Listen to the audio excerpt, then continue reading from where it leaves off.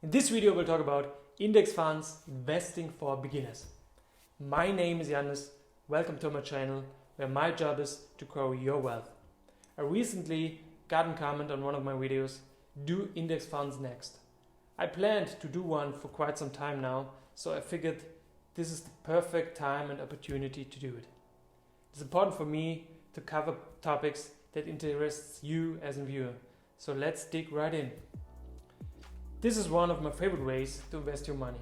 It is the easiest, safest, and best long-term investing strategy you can use.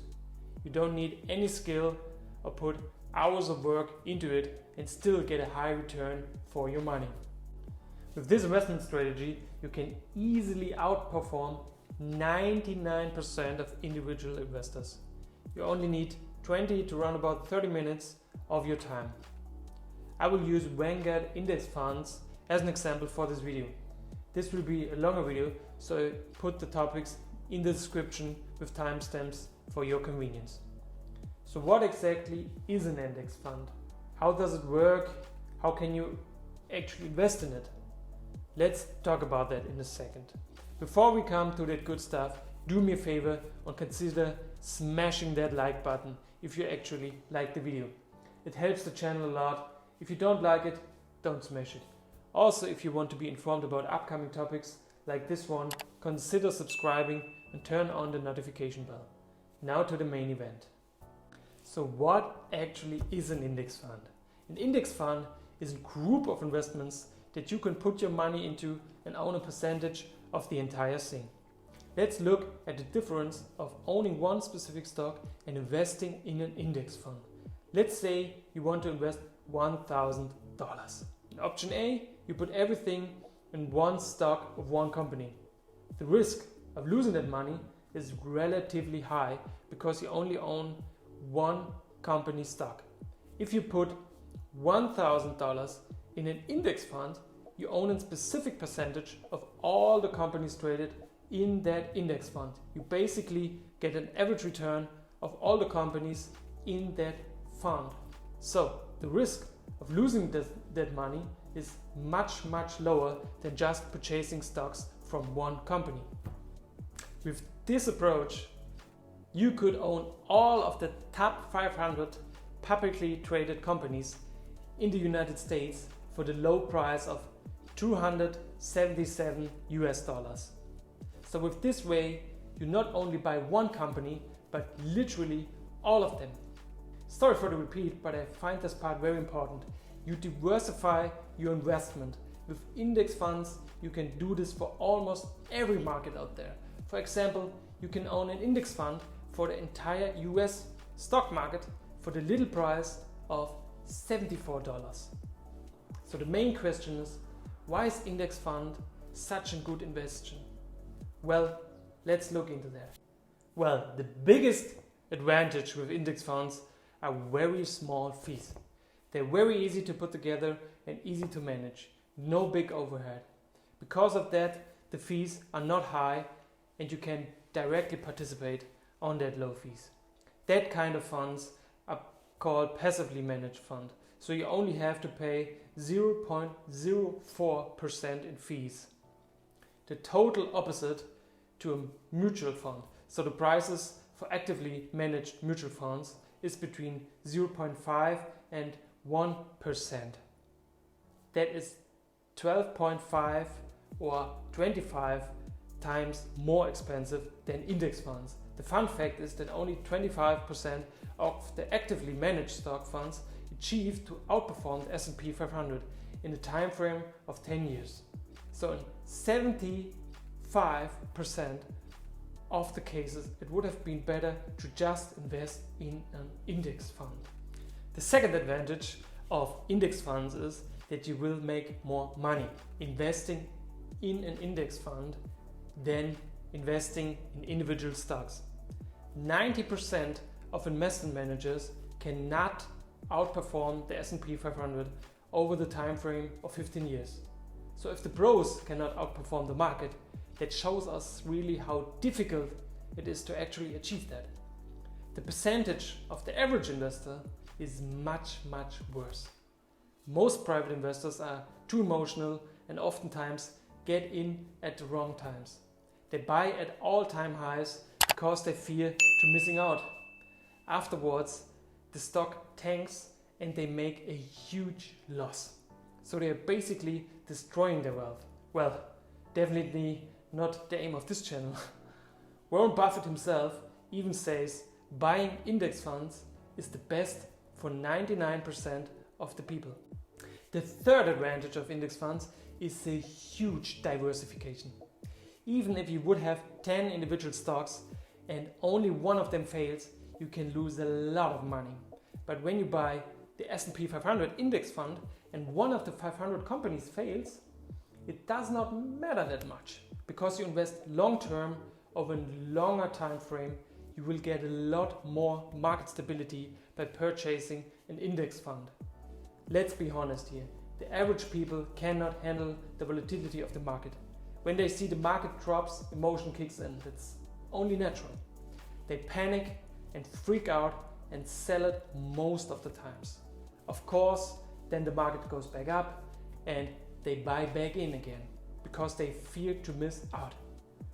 Most can't handle that market volatility because we get so emotionally and freak out most of the times. An index fund can get rid of that issues.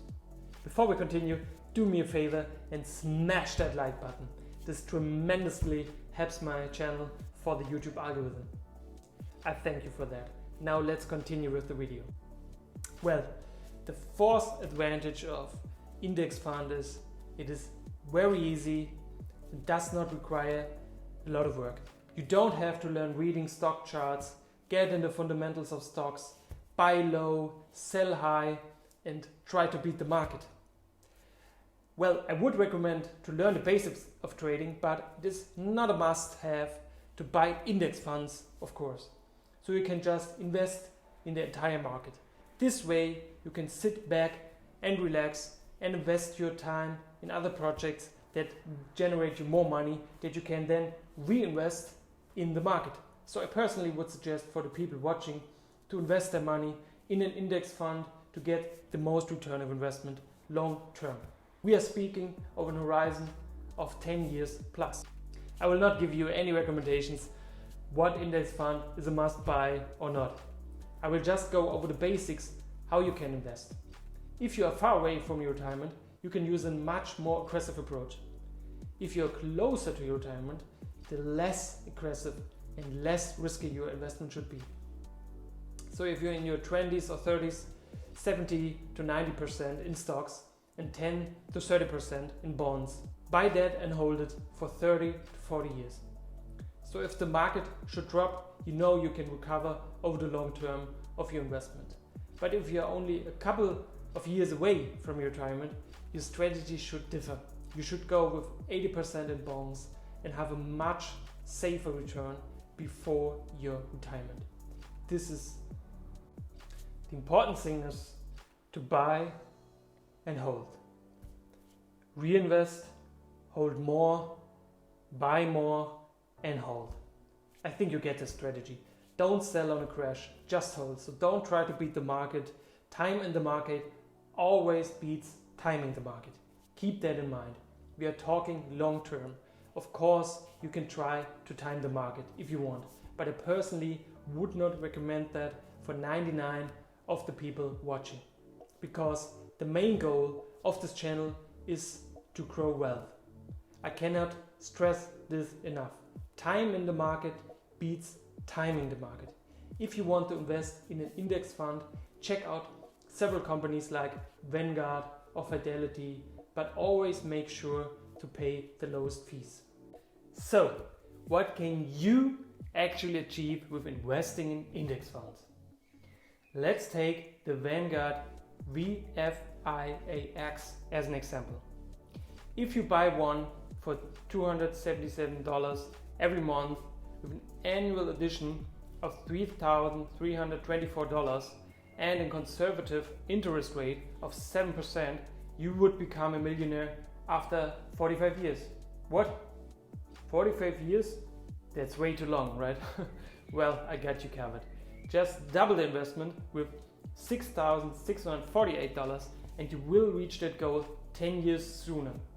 Still too long? Well, if you have too much money on your hand, you could double that investment and pay $13,296 and would reach that goal in 26 years. I personally would suggest you to go with the first approach if you are just starting out. Knowing that you can retire with $1 million is a very nice goal to look forward to, isn't it? So last but not least, what is the main difference between an index fund and ETFs? The confusion is natural as both are passively managed investment vehicles designed to mimic performance of other assets. An index fund is a type of mutual fund that tracks a particular market index. The S&P 500, the Dow Jones, you get my point. Since there's no original strategy, not much active management is required, and so index funds have a lower cost structure than typical mutual funds.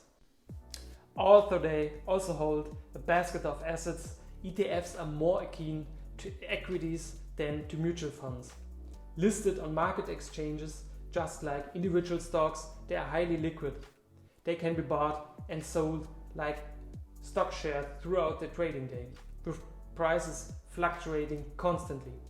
ETFs can track not just an index, but an industry, a commodity, or even another fund. So, I really hope you found the information valuable I shared with you today and it helps you to grow your wealth. There are a lot of new videos coming in the near future. Stay tuned. I really wish you the best and hope to see you in the next video. Take care. Bye.